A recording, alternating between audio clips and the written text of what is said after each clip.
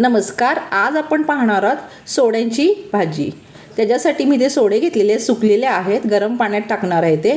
त्यांनी काय होतं, लवकर जरा भिजले जातात। हळद टाकायची जराशी आणि गरम पाण्यात भिजत ठेवलेले आहेत। 3-4 दिवसांनी व्हिडिओ टाकत आहे, वेळ मिळतो तसा मी व्हिडिओ अपलोड करत असते। प्लीज तुम्ही व्हिडिओ पाहत जा, आवडला तर लाईक करा, शेअर करा आणि सबस्क्राइब करा। कांदा घेतलेला आहे, लसूण टाकायचा तेलावर, कांदा टाकायचा आहे, उभी चिरलेली मिरची टाकलेली आहे, टोमॅटो टाकायचा आहे आणि छान असं तेलावर परतून घ्यायचं आहे। मी हे टिफिनसाठी डब्यासाठी करत आहे, त्यामुळे थोड्याच प्रमाणात करत आहे। मीठ टाकलेलं आहे, घरगुती लाल मसाला टाकायचा आहे, हळद टाकायचं आहे, चांगलं परतून घ्यायचं आहे मसाला चांगला। हे बघा,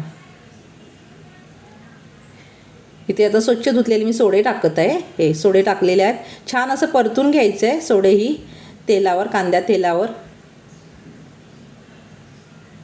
थोडंसं गरम पाणी टाकत आहे, कोकम टाकलेलं आहे,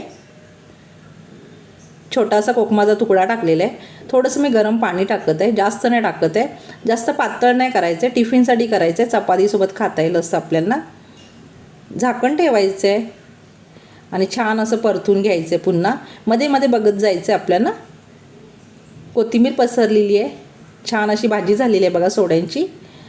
हे कोलंबी सुकून बनवलेले सोडे आहेत। तुम्ही अशी भाजी करा, तुम्हालाही आवडेल।